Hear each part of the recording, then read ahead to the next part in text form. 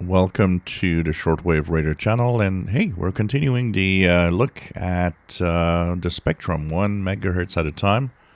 And since it's pretty much daylight here, we're going to look at the higher frequencies for these next series of videos. And with higher solar activity, it's really a lot of fun because these bands have become really, really alive with signals. So what's between 29,000 and 30,000 kilohertz, or most radios go to 29,999. You might have tuned there. You might say, I've heard absolutely nothing. Well, start tuning regularly with the high solar activity. It's very surprising what you can hear. Most of it, a big chunk of this spectrum is a amateur radio band. It's the top part of the 10-meter band.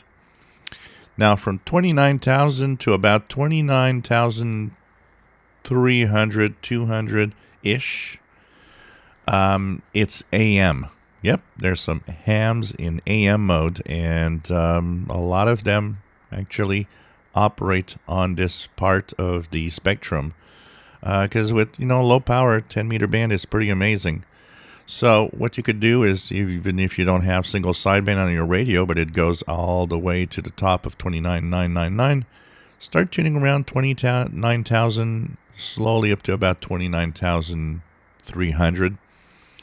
There should be some AMers that you can hear from time to time, and quite regularly, actually. So AM mode is the mode to use. But even if you don't have another mode here that I'm going to talk about, which is FM. We don't talk about FM on shortwave in general because it's not a mode that's used much. It is used somewhat in the CB band or the out-of-band CBers. It's actually something that now the FCC has said that it's okay to do, FM on a CB band. And in Europe, FM is one of the modes that's used on CB. But amateur radio operators also have FM mode. It's narrow FM, as we call it. And it is from 29,300 to about 29,700. Now, you might think, well, I don't have an FM-capable shortwave radio. It doesn't matter, because a trick that you can use on FM is if you tune about 2 kilohertz off the main frequency you're listening to, you will understand what is being said. It's going to be a little distorted, but it will work. So an AM-capable radio will do the job, and portable receivers do not do FM on the shortwave bands at all. But with that trick of tuning about 2 to 3 kilohertz off, you're going to be able to actually listen to some of the FM stations, amateur stations, and signals that you'll hear. So 29,000 to 29,300 roughly AM mode, and from 29,300 to 29,700 roughly FM mode. Looks quiet right now, but I've made contact in FM mode a few times in the last month on my Yaesu FTDX10, and I've heard quite a few of the AMers also. So check it out and do listen. So what's also interesting is that on the part that's from 29,600 to 29,700, it's a FM repeater band for amateur radio, meaning that there's a series of amateur repeaters that actually rebroadcast or retransmit the signals of amateur stations to extend the distance. One that you can hear regularly, 29,620 out of New York City. I don't know if it's still operating, but there was one on 29,660 out of the U.S. Virgin Islands.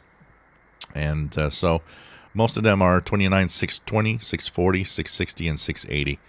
Do check them out. And typically what happens is that ham operators will operate or get into the input 100 kilohertz below. So if they're on 29,620, well, that means they're transmitting on 29,520, the input of the repeater. And, of course, listen on 29,640 for the repeater itself. And what's above this, 29,700 to 30,000 kilohertz, It's utilities, and there's not a lot reported, but I've seen from time to time scattered reports here and there of some Morse code being detected there. One RTTY signal I've seen reported a few times in the last couple of months, around 29,860.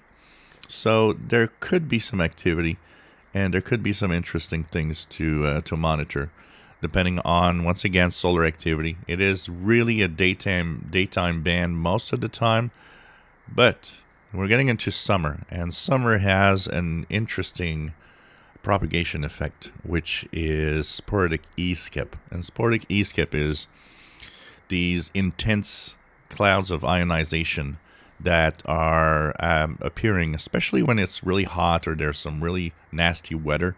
Seems to be related with the weather most of the time. Well, if you see that, do go up, because you know what? It could be open at midnight, in the middle of the night. You're going to say, wow, I thought, these high frequencies were not working in the nighttime.